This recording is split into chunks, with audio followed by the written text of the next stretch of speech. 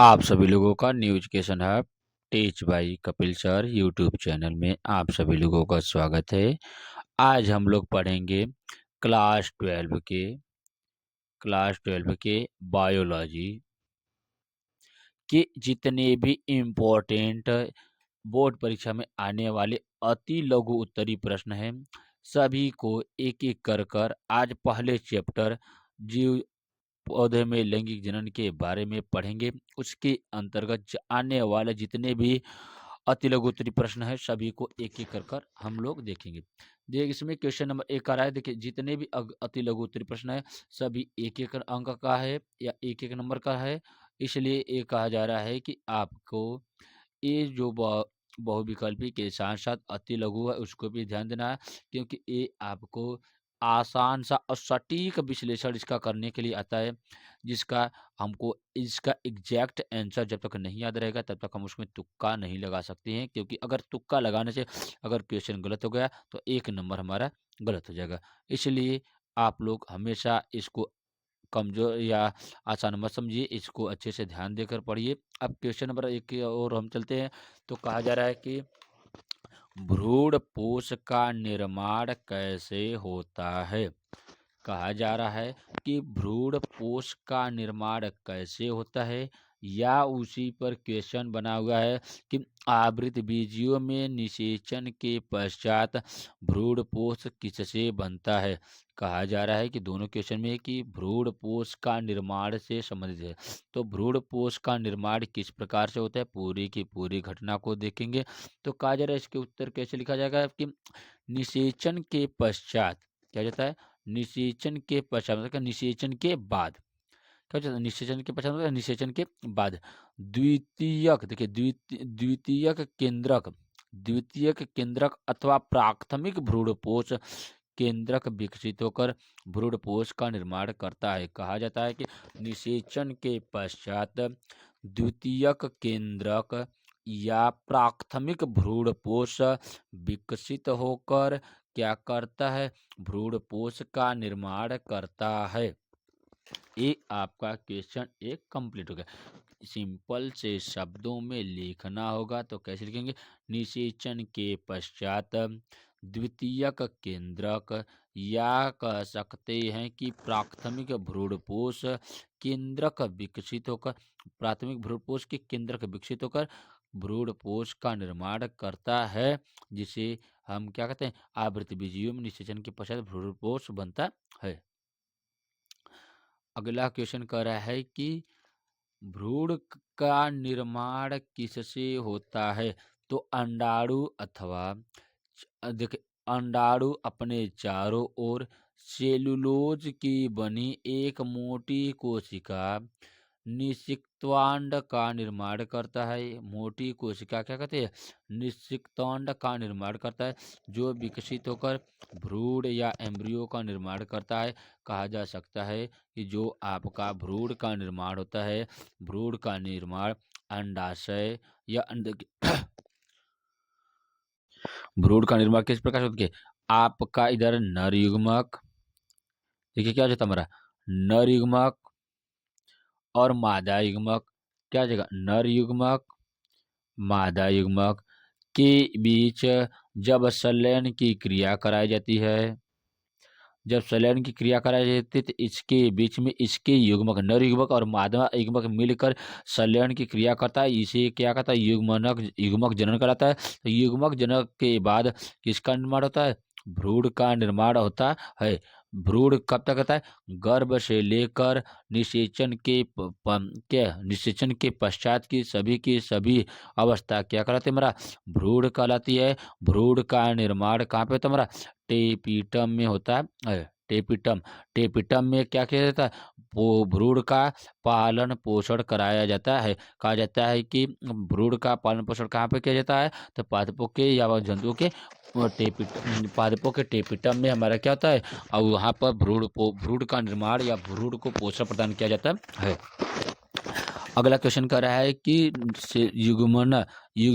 युग्मनज कब बनता है। युग्मनज कब बनता है, अभी आपको बताया गया कि युग्मनज की क्या अवस्था होती है। तो संयुग्मन के पश्चात अंड से युग्मनज बनते, कहा जाता है कि संयुग्मन के पश्चात अंड से युग्मनज बनते हैं, कहा जा देखिए युग्मनज बनते हैं। क्वेश्चन नंबर 4 देखिए, कह रहा है कि बीजावरण किसे कहते हैं। देखिए बीजावरण में क्या, बीज के ऊपरी आवरण को क्या कहता है हमारा, बीजावरण कहते हैं। बीज के अध्यावरण को क्या कहा जाता है, बीजावरण कहा जाता है। या तो बीज के ऊपरी भाग पर या ऊपरी परत पर पाए जाने आवरण को हम क्या कहते हैं, बीजावरण कहते हैं।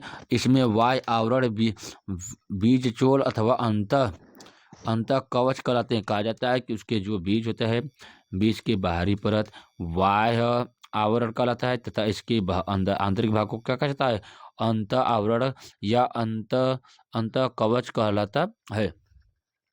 क्वेश्चन नंबर 5 का रहा है कि आवृत बीजियों में कोशिकीय भ्रूणपोष का निर्माण कैसे होता है। तो आवृत बीजी में कोशिकीय भ्रूणकोश का निर्माण कैसे होता है। तो संयुक्त दली वर्ग में भ्रूणपोष के निर्माण में प्राथमिक भ्रूणपोष का केंद्रक प्रत्येक विभाजन के बाद कोशिका भित्ति का निर्माण करता है। कहा जाता है कि संयुक्त दली वर्ग में भ्रूणपोष के निर्माण में प्राथमिक भ्रूणपोष का केंद्रक प्रत्येक विभाजन के पश्चात कोशिका भित्ति का निर्माण करता है। क्वेश्चन नंबर 6 का रहा है कि मादा युग्मकोद्भिद के एक बीजाणुक भी विकास से आप क्या समझते हैं। एक क्वेश्चन 2020 में पूछा गया है। इसको हम लोग ध्यान से देखेंगे कि मादा युग्मकोद्भिद के एक बीजाणुक विकास से आप क्या समझते हैं। तो इसका आंसर क्या होगा कि जब मादा युग्मकोद्भिद का विकास केवल एक गुरु बीजाणु से होता है। गुरु बीजाणु और लघु बीजाणु के ऊपर आप लोग क्लास नहीं देखे हैं तो आपके प्लेलिस्ट में वीडियो अपलोड है, जाकर वहां पर लॉन्ग क्वेश्चन को समझ सकते हैं या गुरु बीजाणु या लघु बीजाणु के बारे में संक्षिप्त विश्लेषण सटीक रूप से समझ सकते हैं। देखिए क्या है, जब मादा युग्मकोद्भिद का विकास केवल एक गुरु बीजाणु से होता है तो उसे एक बीजाणुक विकास कहते हैं। कहा जाता है कि मादा युग्मकोद्भिद का विकास एक गुरु बीजाणु को ही क्या कहा जाता है, हमारा मादा युग्मक कहा जाता है, या तो गुरु बीजाणु कह सकते हैं। और लघु बीजाणु किसे कहा जाता है, नर युग्मक को कहा जाता है। तो अगला क्वेश्चन कर रहा है कि भ्रूणपोष की भित्ति किस पदार्थ के एकत्रित होने के कारण मोटी हो जाती है। भ्रूणपोष की भित्ति किस पदार्थ के एकत्रित होने के कारण मोटी हो जाती है। तो कौन सा इसका जवाब होगा। देखिए भ्रूणपोष की भित्ति सामान्यतः पतली होती है, लेकिन कभी कभी हेमीसेल्यूलोज के एकत्र हो जाने के कारण मोटी हो जाती है। तो सिंपल सा यहाँ पर सेंटेंस आ जाएगा कि हेमीसेल्यूलोज के कारण इसकी भित्ति कैसी हो जाती है, मोटी हो जाती है। कहा जा रहा है कि भ्रूणपोष की भित्ति किस पदार्थ के एकत्रित होने के कारण मोटी हो जाती है। तो हेमीसेल्यूलोज के एकत्रित हो जाने के कारण इसकी भित्ति मोटी हो जाती है।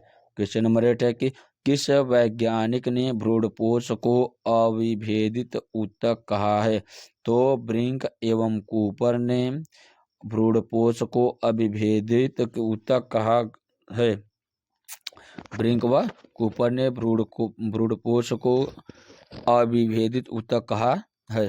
क्वेश्चन नंबर 9 कह रहा है कि 9 क्या है कि भ्रूणपोष की उपस्थिति के आधार पर बीज कितने प्रकार के होते हैं, नाम बताइए। तो भ्रूणपोष की उपस्थिति के आधार पर बीज 2 प्रकार के होते हैं, भ्रूणपोषी बीज तथा अभ्रूणपोषी बीज होते हैं। भ्रूण से जिसका निर्माण होता है उसे भ्रूणपोषी कहा जाता है, जो जिसका निर्माण भ्रूण से नहीं होता है उसे क्या कहा जाता है, अभ्रूणपोषी बीज कहते हैं।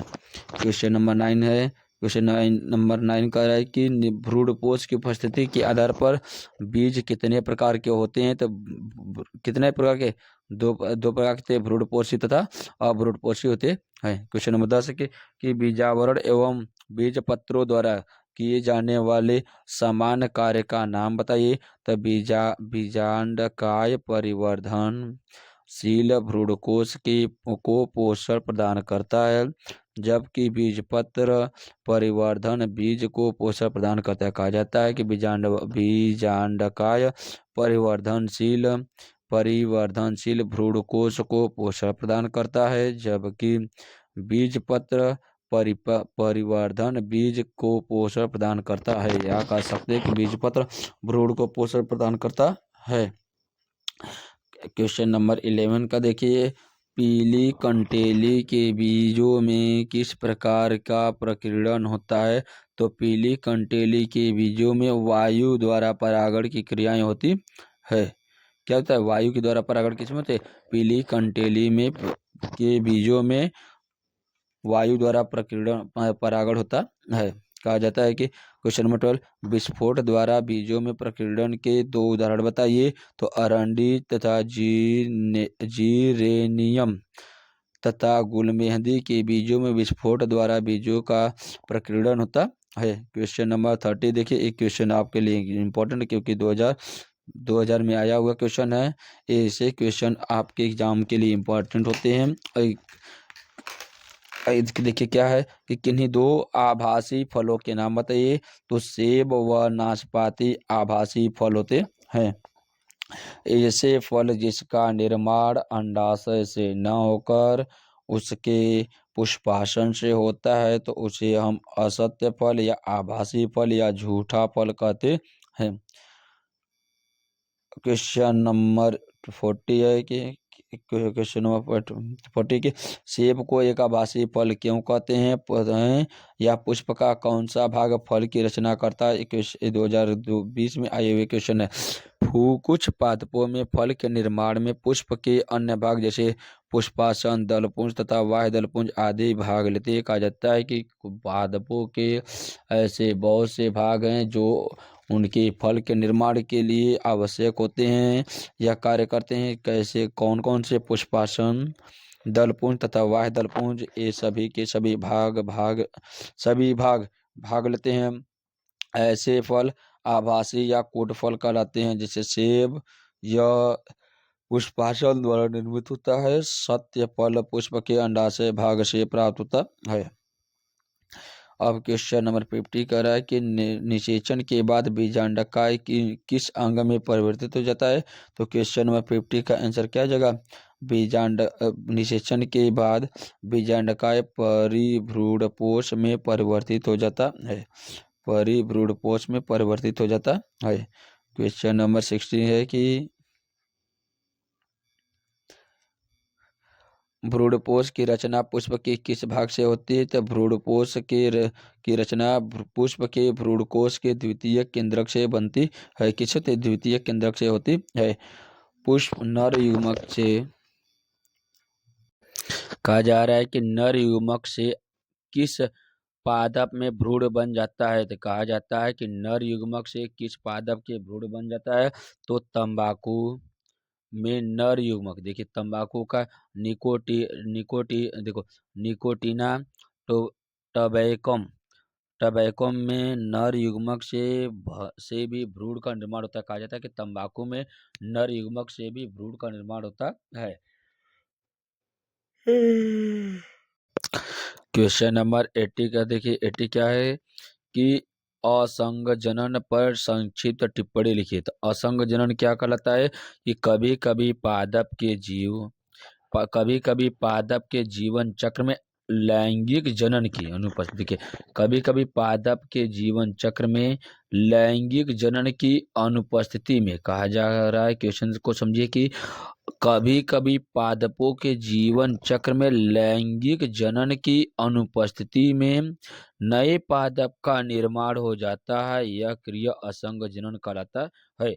कहा जा रहा है कि एक क्वेश्चन 2018 में आए हुए हैं। देखिए कहा जा रहा है कि कभी कभी, या कहा जा सकता है कि रेयर केस में पादपों के जीवन चक्र में लैंगिक जनन की अनुपस्थिति में नए पादप का निर्माण होना असंग जनन कहलाता है।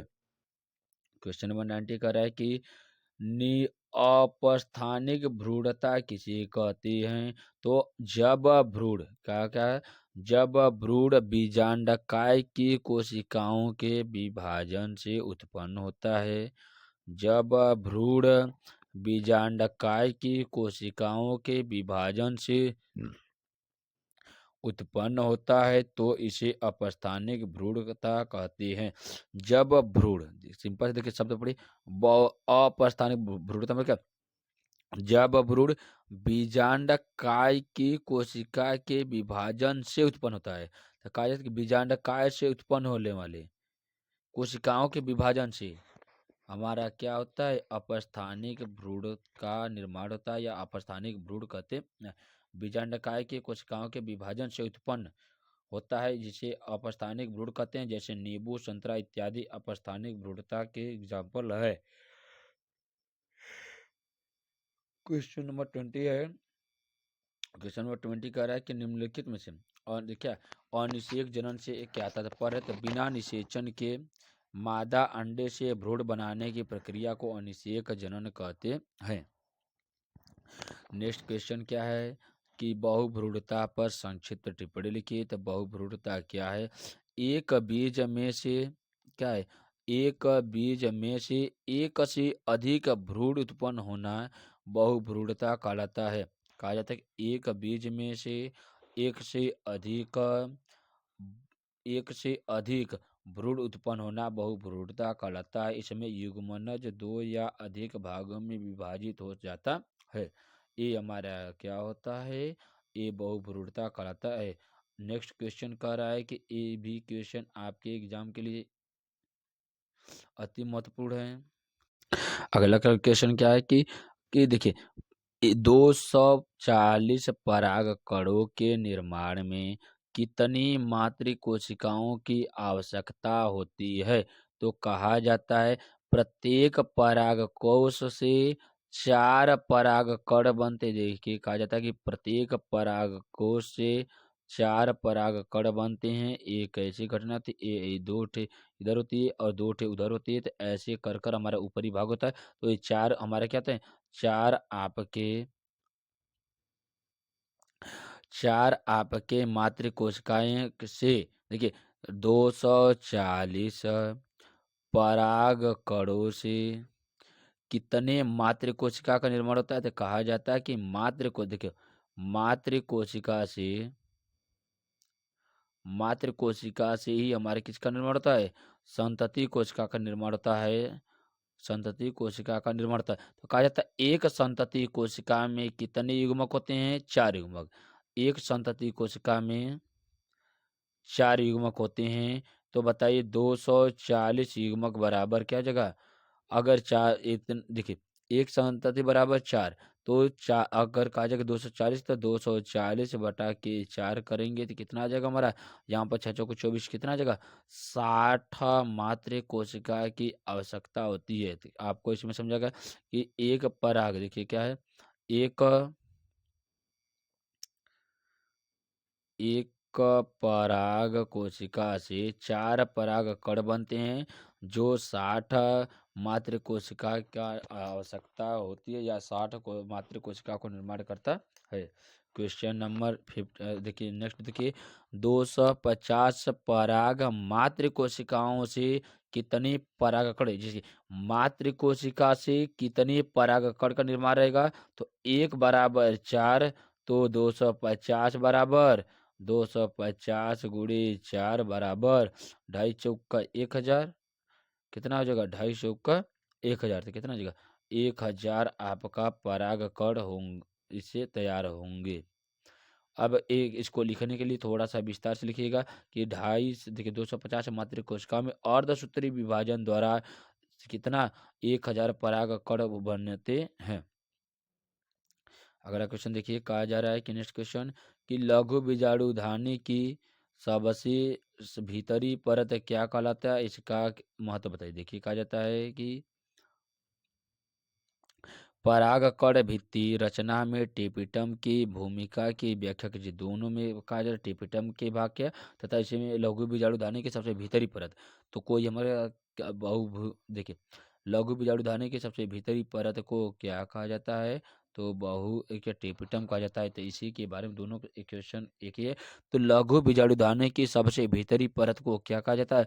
टेपिटम कहा जाता है। यह लघु बीजाणु या परागकणों के विकास के समय उसको पोषण प्रदान करता है। कहा जाता है कि यह लघु बीजाणु या परागकणों के विकास के समय उनको पोषण प्रदान करना होता है। तो पादपों में पोषण प्रदान करने का कार्य किसका होता है? टेपिटम का होता है। नेक्स्ट क्वेश्चन, टेपिटम की कोशिका किस प्रकार की होती है? टेपिटम की कोशिका किस प्रकार की होती है? तो टेपिटम की कोशिकाएं स्रावी, ग्रंथिल, अमीबी तथा प्लाज्मोडियम प्रकार की होती है। कैसा कैसा है? स्रावी, ग्रंथिल तथा अमीबी या प्लाज्मोडियम प्रकार की होती है। ये टेपिटम की कोशिका होगी। नेक्स्ट क्वेश्चन है, नेक्स्ट क्वेश्चन कर रहा है कि किस भित्ति में क्या है, किस भित्ति स्तर पर पेक्टोसेल्यूलोज पाया जाता है? तो परागकण की आंतरिक भित्ति अंतः चोल पेक्टोसेल्यूलोज की बनी होती है। कहा जाता है कि पेक्टोसेल्यूलोज किसकी बनी होती है? तो अंतः कोश के अंतः चोल, ये कहा जा सकता है कि अंतः भित्ति के अंतः चोल किसके बने होते हैं? पेक्टोसेल्यूलोज के बने होते हैं।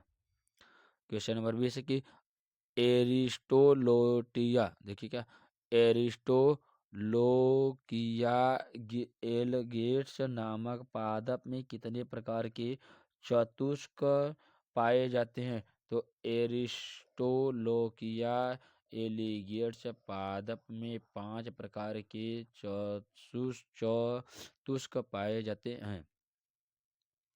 क्वेश्चन नंबर 21 कह रहा है कि निम्नलिखित में से अंकुरित परागकण का एक नामांक, इसको छोड़िए, इस क्वेश्चन नामांकन चित्र को एक या दो वीडियो में आपके जितने भी चित्र बनाने वाले क्वेश्चन होंगे पूरे के पूरे क्वेश्चन को कवर कर दिया जाएगा। तो इसलिए चित्र वालों को अभी यहाँ पे निगलेक्ट करिए, छोड़ दीजिए।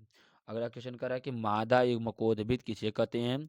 तो मादा युग्मकोद्भिद कहा जाता है कि बीजांडकाय के मध्य एक थैलीनुमा संरचना उपस्थित होती है जिसे भ्रूणकोश या मादा युग्मकोद्भिद कहते हैं। तो कहा जाता है कि बीजांडकाय के मध्य एक थैलीनुमा संरचना उपस्थित होती है जिसे भ्रूणकोश या मादा युग्मकोद्भिद कहते हैं। कहा जा रहा है कि नागफनी के पादपों में किस प्रकार का बीजांड पाया जाता है? तो नागफनी के पादपों में किस प्रकार का बीजांड पाया जाता है? तो नागफनी के पादप में किस प्रकार का बीजांड पाया जाता है? तो देखिए, नागफनी के पादपों में कुंडलित बीजांड पाया जाता है जिसमें बीजांड वृंत बहुत लंबा होकर बीजांड के चारों ओर घेरे रहते हैं। कहा जाता है कि नागफनी के पादपों में कुंडलित बीजांड पाया जाता है जिसमें बीजांड वृंत बहुत लंबा होकर बीजांड के चारों ओर घेरे रहता है। क्वेश्चन नंबर नेक्स्ट देखिए, कहा जा रहा है कि गुरु बीजाणु धन, देखिए क्या है गुरु बीजाणु, देखिए गुरु बीजाणु जनन किसे कहते हैं? तो गुरु बीजाणु मातृ कोशिका में अर्धसूत्री विभाजन के से गुरु बीजाणु बनने की प्रक्रिया गुरु बीजाणु जनन करते। कहा जा रहा है कि मातृ कोशिका में अर्धसूत्री विभाजन से गुरु बीजाणु बनने की प्रक्रिया गुरु बीजाणु जनन कहलाती है। अर्धसूत्री विभाजन से गुरु बीजाणु बनने की प्रक्रिया गुरु बीजाणु जनन कहलाती है। नेक्स्ट क्वेश्चन क्या है कि भारतीय पादप भ्रूण विकास के जनक कौन है? तो पी माहेश्वरी को भारतीय पादप भ्रूण विज्ञान का जनक माना जाता है। क्वेश्चन 2014 में आई हुई। तो पी माहेश्वरी को भारतीय पादप भ्रूण विकास का जनक कहा जाता है। तो क्वेश्चन नंबर क्या है? क्वेश्चन नंबर नेक्स्ट है कि निम्नलिखित में से देखिए, पॉलीगोनम प्रकार के भ्रूणकोश को में कितने केंद्रक उपस्थित होते हैं? तो पॉलीगोनम प्रकार के भ्रूणकोश में कितने प्रकार के केंद्रिका होते हैं? तो ये 8 केंद्रकीय होते हैं, 4 ऊपर और 4 नीचे होते हैं। क्वेश्चन नंबर नेक्स्ट कहा जा रहा है कि निषेचन के समय द्विबीजपत्री पादपों का भ्रूणकोष कितने केंद्र की और एवं कोशिकीय होते हैं। निषेचन के समय द्विबीजपत्री पादपों का भ्रूण 7 कोशिकीय एवं 8 केंद्र की होता है। 7 कोशिकीय तथा 8 केंद्र की होते हैं। कौन से? निषेचन के पश्चात द्विबीजपत्री पादपों का भ्रूणपोष के केंद्रक।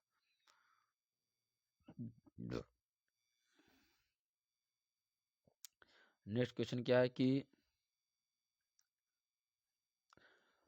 निमीलित पुष्प किसे कहते हैं। देखिए कहा जाता है निमीलित पुष्प किसे कहते हैं। तो कुछ द्विलिंगी पुष्प कभी नहीं खिलते हैं, ऐसे पुष्प निमीलित पुष्प कहलाते हैं। जैसे मूंगफली, कनकौवा या कोमेलिना एक ऐसा पुष्प होता है जो द्विलिंगी होने के साथ साथ कभी खिलता नहीं है।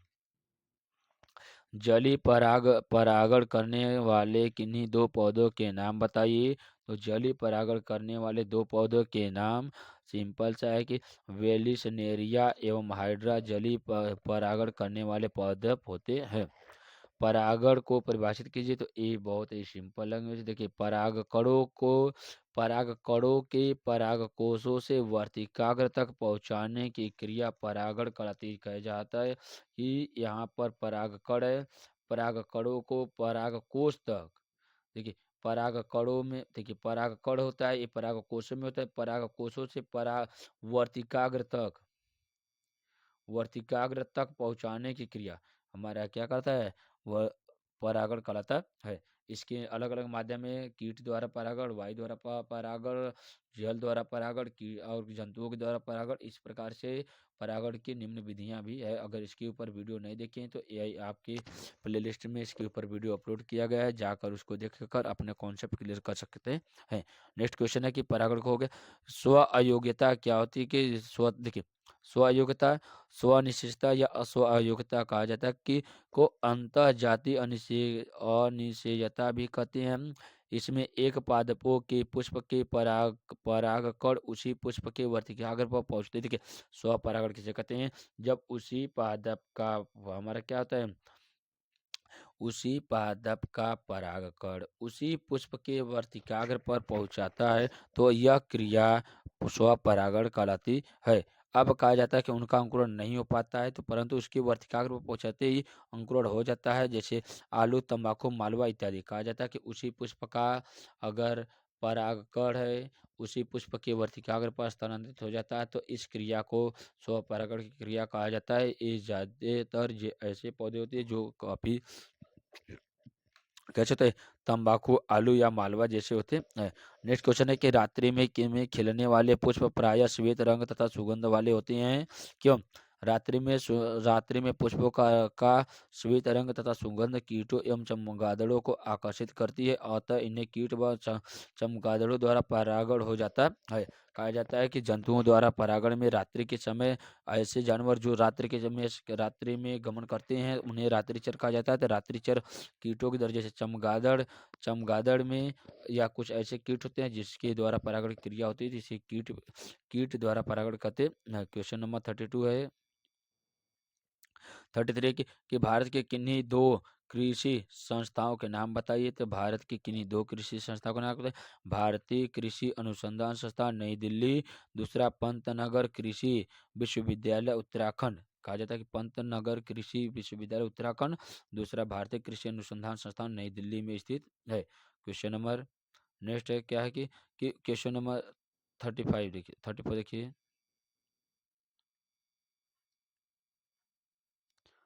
क्वेश्चन नंबर 34 है कि देखिए क्या है कि संयुग्मन संयुग्मन किसे कहते हैं। तो भ्रूणकोश में एक अगुणित नर युग्मक अंडकोशिका से संयोजन करके द्विगुण युग्मक का निर्माण करते हैं। यह प्रक्रिया संयुग्मन कहलाती है। कहा जाता है कि भ्रूणकोश में एक अगुणित नर युग्मक अंडकोशिका से संयोजन करके द्विगुणित हो जाते हैं, जिससे युग्मनज का निर्माण होता है। यह प्रक्रिया संयुग्मन कहलाती है। इस प्रकार से आज हम चैप्टर फर्स्ट के जितने भी इम्पोर्टेंट अति लघु उत्तरीय प्रश्न थे सभी को कवर करा दिया गया है। इसके पहले इसके बाद आप लोगों का नेक्स्ट चैप्टर का जितने भी एमसीक्यू और जितने भी अति लघु उत्तरीय प्रश्न है सभी को चैप्टर वाइज प्रत्येक दिन कवर किया जाएगा। इसलिए एग्जाम से पहले ही चैनल को लाइक कर लीजिए, सब्सक्राइब कर लीजिए तथा अपने दोस्तों को शेयर कर दीजिए, जिससे इस क्लास से या इस परीक्षा में कोई इस प्रकार से वंचित न रह पाए कि वो किसी भी आर्थिक स्थिति के कारण वो पढ़ाई नहीं कर पाया। क्योंकि आपका छोटा छोटा वीडियो है, छोटे छोटे वीडियो में आप अच्छे खासे अपनी तैयारी कर कर अच्छा नंबर प्राप्त कर सकते हैं। क्लास देखने के लिए धन्यवाद। अपने मित्रों को क्लास को शेयर करिए। धन्यवाद।